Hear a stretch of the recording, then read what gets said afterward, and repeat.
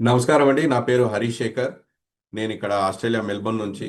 మేము ఇక్కడ తెలుగు కమ్యూనిటీని రిప్రజెంట్ చేస్తాము. ఇక్కడ మన తెలుగు కల్చర్ని, మన హిందూ ధర్మాన్ని మేము ఇక్కడ చాలా ఈవెంట్స్గా పండుగల్లాగా చేస్తుంటాము. అండ్ ముందుగా ఇటువంటి అవకాశాన్ని మాకు ఇచ్చిన ఈ బిగ్ టీవీకి యాజమాన్యానికి మా యొక్క ధన్యవాదాలు. సో రీసెంట్గా నా అన్వేషణ అనే యూట్యూబ్ ఛానల్ బ్లాగర్ ఎవరైతే ఉన్నారో అతను చేసిన derogatory comments on our Hindu gods, ఇది చాలా అన్యాక్సెప్టబుల్. అండ్ మేము దీన్ని కండెమ్ చేస్తున్నాము, బీయింగ్ అ హిందూ అండ్ తెలుగువాడు అయ్యండి. సో ఎందుకంటే ఇటువంటి వాళ్ళని ఎంకరేజ్ చేయొద్దు. ఇటువంటి వాళ్ళు సమాజానికి చాలా పొల్యూటెంట్స్. ఇటువంటి వాళ్ళ వల్ల హిందూ సమాజంలో చాలా గొడవలు కూడా అయ్యే అవకాశం ఉంటుంది. ఎందుకంటే ఇది చేయడం ఈయనకి కొత్తేం కాదు. ఇంతకుముందు కూడా మన హిందూ దేశం గురించి, మన దేశం గురించి చాలా క్రిటిసిజంగా మాట్లాడాడు. Criticism is acceptable but not మాకరీ.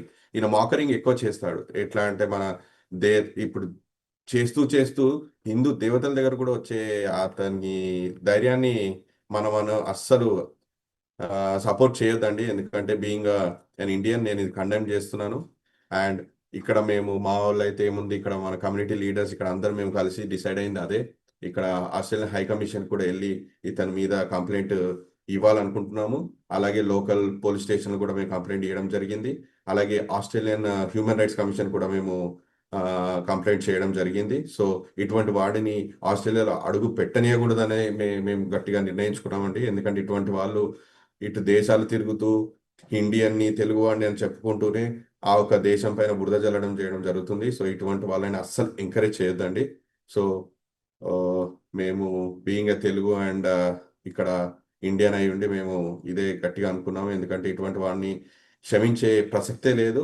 And ఇటువంటి వాళ్ళు సమాజానికి కూడా పనికిరారు. సో ఎందుకంటే ఎటువంటి జ్ఞానము అవగాహన లేని మాటలు for the mere views and subscription and followers కోసం ఇతను చేసే ఈ హడావిడి అస్సలు యాక్సెప్ట్ చేయొద్దండి. ఈయనకి పడే శిక్ష వల్ల, ఇతనికి జరిగే ఈ విషయం వల్ల ఎటువంటి యూట్యూబర్ అయినా, ఎటువంటి ఇన్స్టాగ్రామ్ అయినా వాళ్ళైనా ఇటువంటి డెరిగేటరీ కామెంట్స్ ఆన్ హిందూయిజం కానీ, గాడ్స్ మీద కానీ, మన యొక్క కల్చర్ మీద కానీ చేయడానికి 1-10 సార్లు ఆలోచించాలి. సో ఇటువంటి వాడిని ఎటువంటి క్షమించే అవకాశమే లేకుండా చేయాలనేది మేము కోరుకుంటున్నామండి. Thank you.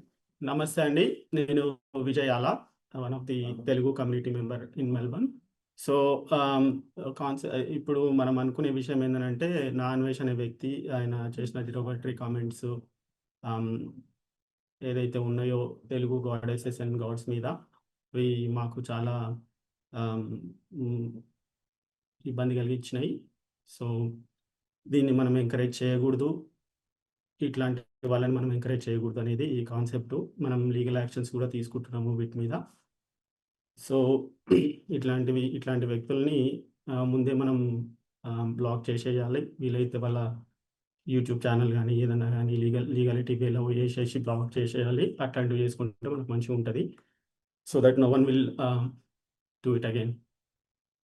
థ్యాంక్ యూ అండి. Thank you very much.